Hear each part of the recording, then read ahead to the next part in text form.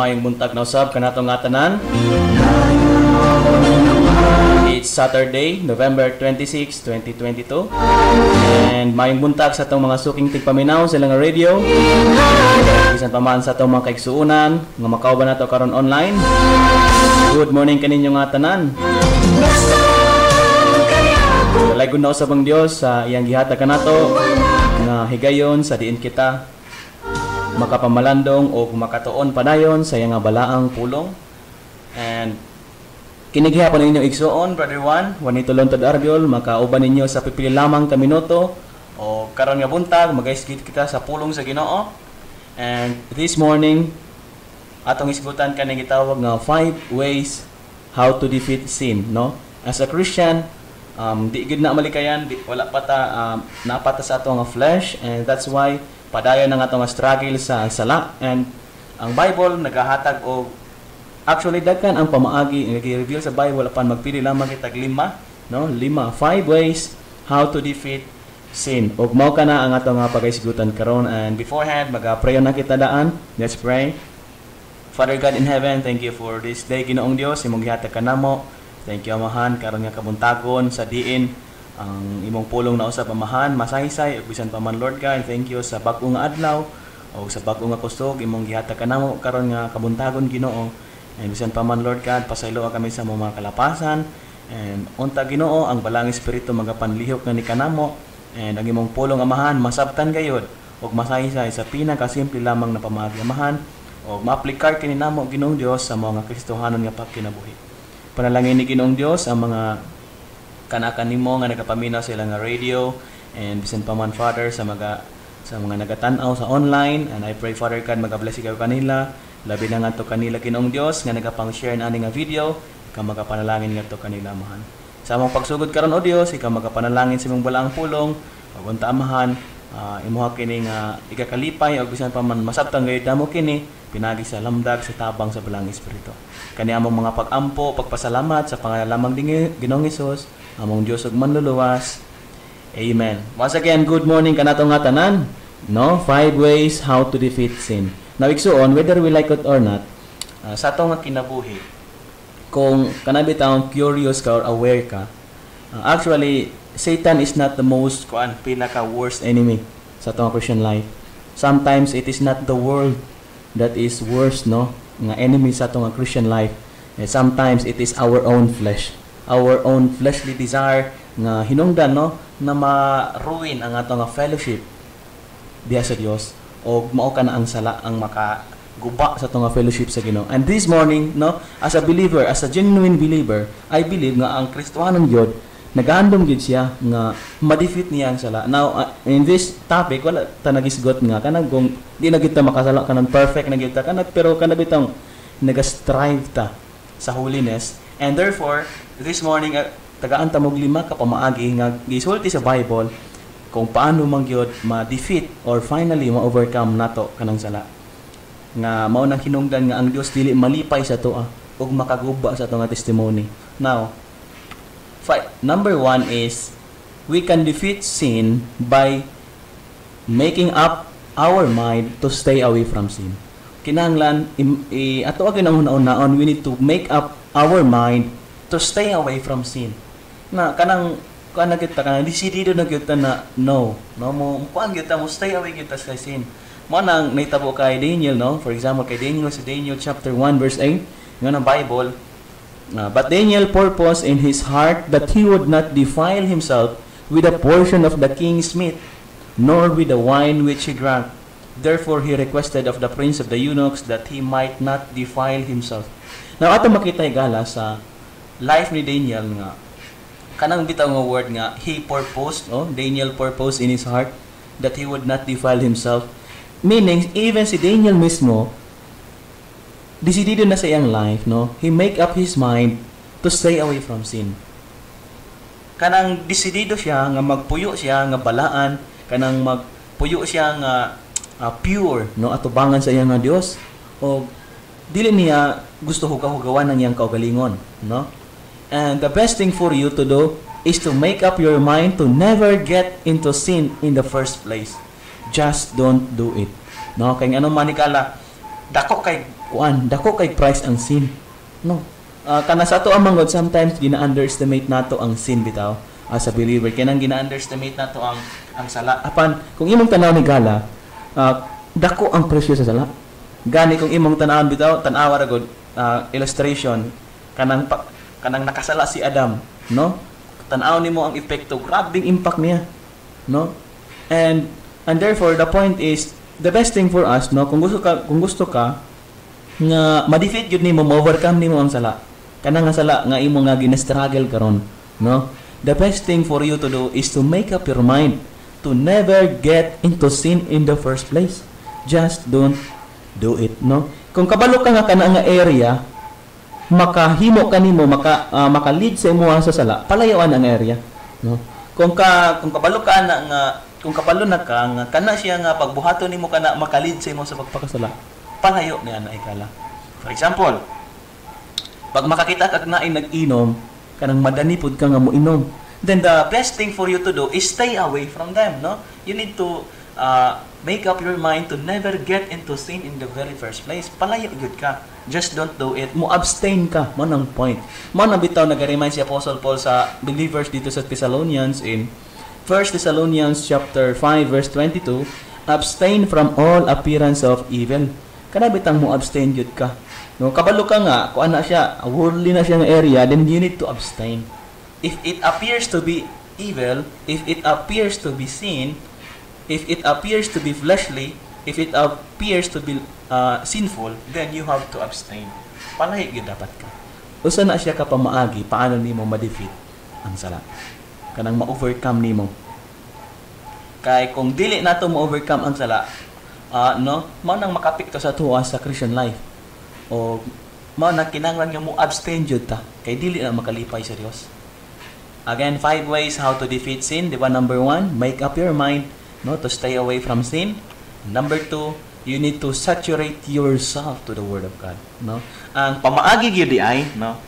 Ang pamaagi gyud nga ma-overcome nimo ang sala or ma-overcome nimo ng sala, sin problems nimo o ako is you and I have to saturate ourselves to the Word of God. Kinahanglan gyud na. Mao nang naay sa ka-Christian nagkuan siya kan siyang pastor, naglapit siya. Pastor, kanang hantod karon dili nako mabiyaan kani nga ako nga sin problem. Kani gyud nga specific nga sin problem, pastor. Di gyud nako ni mabiyaan. No? And unsa may gibutan ako ang tanan, pero wala gyapon. Mubalik gyapon ko sa akong old nature. But pag question sa pastor, okay, when was the last time you read your Bible? When was the last time you opened that book, no? Mao nang nakaamot po siya bitaw, no? Now, igsoon, if you and I desire to overcome sin, unya wa kay basa-basag Bible, di imposible kay na mahitabo. Di ina mahitabo. Kanang nag-desire ta nga maging victorious bitaw against sin. Unya di ta mo ukab ng librohan na, kanang giabukan na lang na siya sa atong bookshelf, wala gyapon nato giabli. Now, paano ka maka-expect nga maging victorious ka? Why? Because if you want to defeat sin, you and I have to saturate ourselves to the Word of God. Now, atang tanaw na yun sa Bible, Psalms 119 verses 9 to 11. Wherewithal shall a young man cleanse his way? By taking heed thereto, according to thy word. No? Paano niya mahinluan sa kabataan-on ng iyang pamaagi, no? Ang iyang life, ang iyang kinabuhi? Pinaagi sa pagpaminaw sa pulong sa Ginoo. With my whole heart have I sought thee.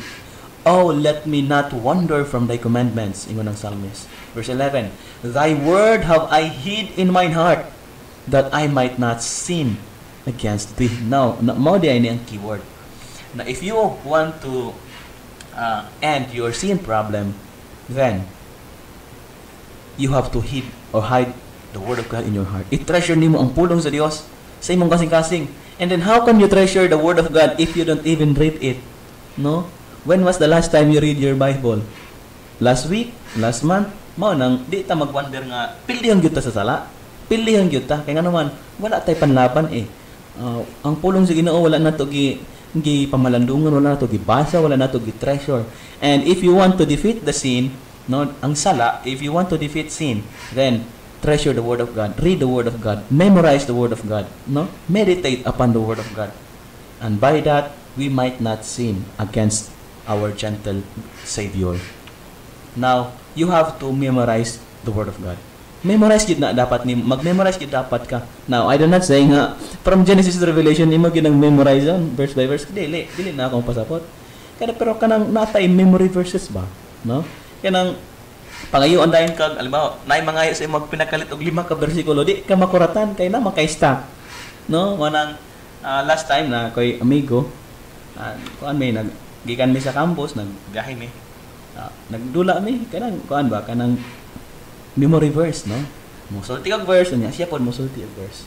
Nga kanindot no kung daghang kay na memorize nga verse. And ang pinakanindot kanang i-apply pa gud nimo kay unsaon man ang no saan man ang daghan kay kag verse niya wala pod nimo gi-apply, no? Useless man pod na. Ang nindot kanang natay verse nagnapod kay i-apply unya kung ingon ka nga puro ra pod ka application na paano nimo ma-apply kung kakabalo kay memory verse, no? It should be balanced. The point is you and I have to memorize the word of God, no? Dapat memorize nato ang mga promises sa Ginoo kanang pulong sa Ginoo, no? Why? Kay atong tan-awon, how did the Lord Jesus Christ overcame Satan's temptation? Di ba? Sa Matthew chapter 4 and Luke chapter 4 sa account sa duha atong makita bitaw nga katong gitempt ni Satan si Jesus Christ, ang atong Ginoong Jesucristo. You know what? How did the Lord Jesus Christ overcame Satan's temptation? Of course, by quoting verse. Nag-quote si Ginoong Jesucristo og pulong sa Ginoo, no? Amen. And we ought to be like Christ. Dapat kabalo ta mag-memorize og pulong sa Dios, no? Read and memorize. Ngano man, imagine there is a day where we can no longer have a Bible. God forbid, no? But what if lang? God forbid na one day ibawal ang Bible pero what if may tabo? Then how can we fight against sin kung what tay memory verse, no? How can we fight sin? You know what? Mao ni ang point. Sin the Bible or the Word of God will keep you from sin, or your sin will keep you from the Word of God. Let me repeat, duha lang gyud na siya. The Bible will keep you away from sin, or your sin will keep you away from the Bible. Now, Brad, unsa man ang mga sin, Brad? Mao ni siya ang point. Whatever nga nakaagaw sa imuha sa atensyon nimo sa Ginoo, mao na siya. Nahimo nimo siyang idol. Now, that's why if you want to overcome your sin, then you have to treasure the Word of God in your heart. No, because again, the Bible will keep you from sin, or your sin will keep you from the Bible. Asa man ka ana, asa imong gusto niya nang duha. No? Remember, the Bible will keep us from sin, or sin will keep us from the Bible. And dapat i-treasure nato ang pulong sa Dios aron mapalayo kita sa sala. Kay kung i-treasure nato ang sala, mapalayo kita sa pulong sa Dios. O lisod kay nang kinabuhi igsuon. Lisod kay nang kinabuhi nga nawala ka sa kabubuton sa Dios, ka nagsubay sa pulong sa Ginoo. Lisod kay na nga kinabuhi, no? 5 ways how to defeat sin. Number 3, pray and claim God's promises. I-claim nimo ang pulong sa Ginoo. I-claim nimo ang promise sa pulong sa Ginoo. And you know what, igsuon? Believe muto mga dili, ang tao gyud pag mo kuan gyud ta. Aware man ta ani nga ang tao pag ang tao bitaw ang mo promise, magkuan gyud na ginay tendency, no? Nanay tendency nga mo kuan kanang mapalpak ng iya nga promise. Kaya nga naman tao man na siya. Paniksuon, kay imo tanaw sa Bible, kung ang Ginoo gyud mo promise, iya gyud na siyang i-fulfill. No? And therefore, our job as a believer is we have to pray and claim God's promises. That's one of the ways, no, to defeat sin. Now, unsa man ni siya nga mga promises o kaniyo? 1 John chapter 5 verse 4 ingon siya. For whatsoever is born of God overcometh the world, and this is the victory that overcometh the world, even our faith. No, overcomer na ta, no? Whatsoever is born of God overcometh the world. Romans 6:14. For sin shall not have dominion over you, for ye are not under the law, but under grace. Take note the word dominion, meaning wala na siya power sa imo, ha? Wala na siya pagkuan sa imo, ha? Di naka-under sa sala. Sin shall not have dominion over you. And therefore we No, you and I have to claim this promise nga di na ta under sa sala. Manang di na dapat na magkinabuhi sa sala igsuon. Kaya nga naman dili naman ta under sa sala. Wala na ta sa pagdumala sa sala. Because we are not under the law but under grace. Therefore, 1 Corinthians 10:13, there hath no temptation taken you but such as is common to men. But God is faithful, who will not suffer you to be tempted above that ye are able, but will with the temptation also make a way to escape, that ye may be able to bear it. Now, karon atong tan-aw sa pulong sa Ginoo bitaw nga ang mga temptation nga nagasingabot sa tong kinabuhi is dili na siya kanang uncommon. Common na siya. Mana bitaw pag maka-experience tag mga temptations, ang atong mga sa mindset is mura tag kita, mura bitaw kanang kita lang, pero in reality ingon ang pulong sa Ginoo, there has no temptation taken you but such as is common to men. Nagin ng mga temptation, no? Whether unsa man na siya nga temptation sa life, temptation sa sin. And however, God is faithful, no, that who will not suffer you to be tempted above that ye are able, but will with the temptation also make a way to escape, that ye may be able to bear it. Now the point is, every time na naay temptation sa sala, gi-provide ang Ginoo for sure. Na i-provide sa Ginoo nga maka-escape ta niya na. But sometimes kana siya nga gi-provide sa Ginoo nga escape. Wala na to gi-grab. Wala na to take advantage. Ato ang nung gibuhat is ning give in noon ta sa sala. No, naay mga pamaagi ang Dios nga makaikis na nga mga temptations. However, kita mismo ang nag-give in sa sala. But remember, tanang nga temptation na nay pamaagi, no? Ingon ang pulong sa Ginoo, God is faithful, who will not suffer you, who will not allow you to be tempted above that ye are able, but will with the temptation also make a way to escape. And then igsuon, the moment ka naa na siya nga way to escape, i-grab na siya. Now, in 2 Corinthians chapter 2, verse 14, now thanks be unto God, which always causeth us to triumph in Christ, and maketh manifest the savor of His knowledge by us in every place. We are, ingon pa siya rin, God always causeth us, no, to triumph in Christ. Mga, kuan na kita, mga victorious naman tato bangin sa Ginoo. No, mga victorious na if you are a saved Bible believer, no, pag labi na ikaw kung na-sure na nimo imong kaluwasan, ay ingon ng Bible, you are already you are more than conqueror, no? You are more than conqueror. Now, 5 ways how to defeat sin. Number 4, reckon yourself to be dead to sin. Reckon means i-apply nimo ang imong kaugalingon to be dead to sin. Kanang imong i-crucify ba ang imong kaugalingon nga imong una-una nga wa na patay na ko sa sala. Now, ingon ang Bible, likewise reckon ye also yourselves, Romans 6:11, to be dead indeed unto sin, but alive unto God through Jesus Christ our Lord. Now, reckon ye also yourselves to be dead in sin. Kana bitang una-una nimo nga patay na ka ba sa sala? Fleshly speaking, patay na ka. Now, karon what's the point? Ayo ka limtay gusoon, dead can't sin. Di ba? Napa kay nakitaan nga. I wonder, no? Napa kay nakitaan nga ning bangon sa sementeryo niya. Nagparty-party. Murag wala pa siguro. Imposible kay na siya, no? Kanang patay na nga tao nga maghubog-hubog, wala na. Kakita na ba ka ng tao nga nasa sementeryo ning bangon? Kanang patay na ning bangon unya nigarilyo, wala. Kakita ka ba mga tao nga nasa sementeryo nga ning bangon unya nagpakasala, wala. Kaya nga naman dead can't sin. Di na sila kasala. And therefore, leave your old nature upon the cross. Manang nakaingon si Apostle Paul bitaw, I am crucified with Christ. Nevertheless, I live, but not I. No? Manang yung si Apostle Paul, I am crucified with Christ. Now, the point is, you need to leave your old nature upon the cross.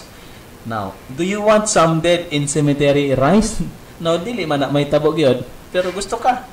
Pero sometimes man na itong gibuhat, spiritually speaking nga, wala ta naging literal. But the point is, pag imong gireko ng imong kaugalingon nga patay na sa sala, or patay na bitaw, then, mas mataas ang ato nga tsansa na ma-defeat na ito ang sala. Nga naman gyud, nga sige tag mubalik gyapon ang circle. Murag sa Israelita gyapon, no? Kung nagabasa ka sa Old Testament, nga nay panahon nga gipasaylo na sila sa Ginoo. O nya pipila ka tuig na pod, nibalik na pod sila sa pagpakasala, no? Sa kalibutanon. Nya gipadad-an na pod sa Ginoo punishment. O nya nagrepent na pod sila. O nya gipasaylo na pod sa Ginoo, gipadad-an sa Ginoo judge. O nya napalig na pod ang fellowship sa Dios. O nya pila na pod ka tuig na pakasala na pod. Ning balik na pod sa kalibutanon. O nya gipadad-an na pod, gialaw na pod sa Ginoo nga madisiplina. Unya naginolso na pod, o gipadad-an na pod og judge, no? Now, sometimes ingana ata nga tong sa tong kinabuhi as a believer. But the point is, kung gusto ka nga ma-defeat nimo imong sala, ang kanang ato nga sin problem, reckon yourself to be dead in sin. Remember, pag may lang imong flesh, I need something, no? Gusto kong impin, gusto kong emperador, gusto kong sigarilyo, gusto kong drugs, gusto kong party, gusto kong disco, gusto kong mutanaw og mga videos or image nga something fleshly. Kung may ganda nimong flesh nga I need something, ingna dayon. Hey, you're dead. No? You are crucified with Christ. Mao nang pamaagi how to defeat sin. Number 5. Dili ta magtapos. Dili lamang gato, but you need to fight and flee. No? You need to fight and flee. Now, James chapter 4 verse 7. Submit yourselves therefore to God. Resist the devil and he will flee from you. No, submit. Now, karon, paano man ta maka-resist sa devil? You know what? Powerful man gid ang devil. We can resist the devil by submitting ourselves to God. Mo submit na sa pulong sa Ginoo. Mag-ingon gani ang pulong sa Ginoo na abstain from all appearance of evil. Then abstain. No, abstain. Palayo. No? Resist the devil and he will flee from you. The point is, you need to fight. I-fight yun na nimo. Kay giving up is not a surrender. No, dili na maikuan solution. O dili naman kay mo fight ka, but also to flee, no? Mao nang ayaw gyud og duol sa sala. Flee, palayo, palayo. Ingon ang 2 Timothy chapter 2 verse 22, ingon siya, flee also youthful lusts, but follow righteousness, faith, charity, peace with them that call on the Lord out of a pure heart. Flee, palayo. Kabalo ka nga kana nga area makalitsi mo sa pagpakasala, flee, palayo, no? Palayo. Kabalo ka nga kani mga friends nimo magdala sa imo sa worldliness, flee, palayo. Kabalo ka nga kana siya nga tao, makaangin siya mo pagpakasala, palayo. Kay wala naging ng Bible nga duol sa sala.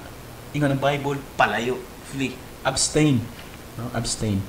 Now, we need to fight against sin and you need to flee from sin. Dagan, no? Dagan. Kay mao man na siya. Ang kinahanglan gyud nga magpalayo ta sa sala. Kay mo nang ingon sa pulong sa Ginoo, we need to be separated from the world. Ingon si Jesus Christ, we are in the world, but we are not of the world. We are separated igsuon. Nayon pa si Lester Roloff, he, nag-refer siya kay Joseph, may have lost his coat, but he kept his character. Morning na kanindot. I know for sure, you know this story kay kay Joseph. Amen. Si Joseph, no, akit siya, no? Ni Potiphar. Nya, ginagisi, na lost ang iyang coat. But remember, onsay nakanindot? But he kept his character. He kept yun niyang iyang testimony, ang iyang character. Now, the point is, you and I need to keep our character for the Lord Jesus Christ. Let me repeat. Keep your character for the Lord Jesus Christ. Ask yourself, who do you want to please more? Kinsa ba gyud ang imong gusto nga mahimuot? Your loving Father in heaven? Or your sinful flesh, the devil, or the world? Igsoon, walay neutral ani ha? Walay neutral. Kung di kang kaingon nga, neutral ko, di da mahimo. Nga naman, because if you don't want to please your Father in heaven, then you are, kung wala ka nagpahimuot sa amahan, then you are pleasing your sinful flesh, the devil, and the world. And karon nga kamuntagon, pangutan na gyud ang imong kaugalingon. Unsa man gyud? Kinsa man gyud ang gusto nimo nga mas mahimuot sa imong kinabuhi? Ang imo bang mahikugmaon nga amahan nga naa sa langit? o kanang imong makasasala nga unod kanang devil o ang kalibutan. Pili ka. Mapili ka. And I encourage you, choose to please your loving Father in heaven. Out of these four, ang Dios lang yun ang tinuod nga nahigugma sa imo. Do you think Satan loves you? No.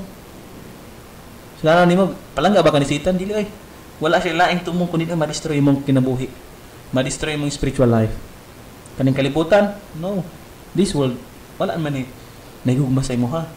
Gi-offeran ra ka anig temporal joy, pero di na siya lasting na joy. Choose your loving Father in heaven because He loves you. Siya lang ang tinuod nga nahigugma sa imo igsuon.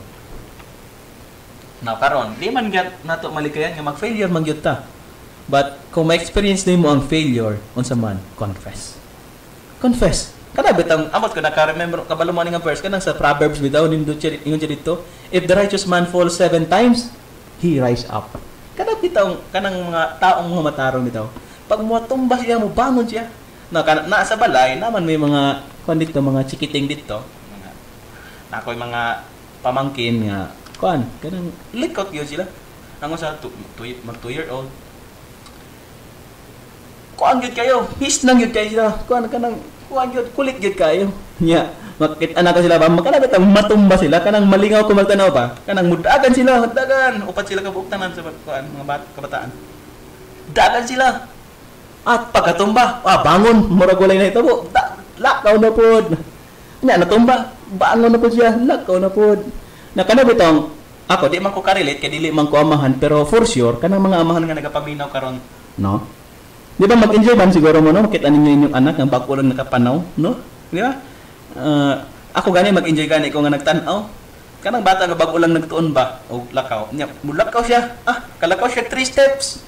Natumba na po siya, bangon na po siya, no? Bangon na po siya. Nya padayon siya. Naman na sa Bible, if the righteous falls 7 times, no? Mubangon na siya. Man kung na-failure kay suon, ayaw pagkawala og paglaom, confess. Kung na-failure ka 1,000 times, then confess 1,000 times. Because this verse is true. Tinuod pagyapon ni verse hangtod karon kaning 1 John 1:7. But if we walk in the light as He is in the light, we have fellowship with one another, and the blood of Jesus Christ, His Son, cleanses us from all sin. From all sin. Verse 9. But if we confess our sins, He is faithful and just to forgive us our sins and to cleanse us from all unrighteousness. Tinuod pa ni siya nga verse igsoon. Muna kung na-fall ka 1,000 times, bangon.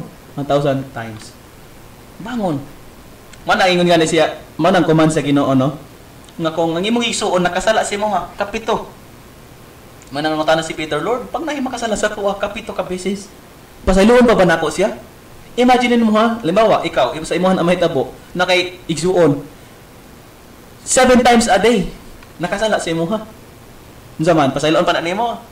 Nanyaingon si Jesus Christ, not 70 times, but 77 times, no? Ingon ang Ginoo nga pasayloon gyapon nimo. Now imagine nimo kanang makasala sa imo 7 times. Grabe na sad na, no? But the point is God is rich in mercy, no? God is still faithful. All we have to do is to humble ourselves, admit our sins, confess it under the blood, and claim the promises of God that He is faithful and just to forgive us our sins and to cleanse us from all unrighteousness.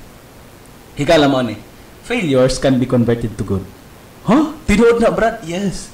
Let me repeat. Kanang failures nga itong na-experience, it could be converted to good. Pwede nang gamiton sa Ginoo for good. Yan naman. Yan ang Bible, tanawa. And we know that all things. Dayon ba siya? Some things, wala. All things. Yan siya. And we know that all things work together for good. To them that love God, to them who are called according to His purpose. Kanang atong mga failures, pwede na gamiton sa Ginoo. Nga malay nimo na kay mailan nga maka-experience mo sama sa mga na-experiencehan. Unya maminaw lang siya sa mga tao nga naka-experience pod na sa maniana. Then you are qualified nga makatambag sa iya. Makatabang ka. No? Kaya na gamiton sa Ginoo for good. Psalms 51:13. Then will I teach transgressors thy ways, and sinners shall be converted unto thee. No? Mo nang ingon si David bitaw. Ingon siya sa Psalms chapter 51, bitaw katong nakasala siya. Ingon siya, have mercy upon me, Lord. O Lord. No? Ingon siya, restore unto me the joy of thy salvation and uphold me with thy free spirit. No? Ingon siya, then will I teach transgressors thy ways, and sinners shall be converted unto thee. Lastly, before you ever commit sin again, think about who you are going to displease, whose heart you are going to break. Kung next time, pag naakay, before ka mo commit og sala, igsoon, huna-huna agyod kung kinsa ang ma-displease nimo. Kung kinsa na pod nga kasing-kasing ang imong buakon. Kung naka-experience na ka heartbroken, di ba lisod kay na siya, no? Kanang heartbroken ka, dili lang kanang kuan ha, relationship speaker, kanang sa life gyud, kanang na-broke ka. Di ba lisod kay na siya, sakit kay na siya. And therefore, next time, before ka mo commit og sala, hinumdumi kung kinsa nga persona ang imo na pod nga i-displease o akong i-displease. Atong hinumduman kang kinsa na pod nga kasing-kasing ang atong buakon. And that is the 5 ways how to defeat sin. Let's pray. Father God in heaven, thank you for your word. Panalangin ni kadto sa among kasing-kasing amahan. In Jesus' name, amen.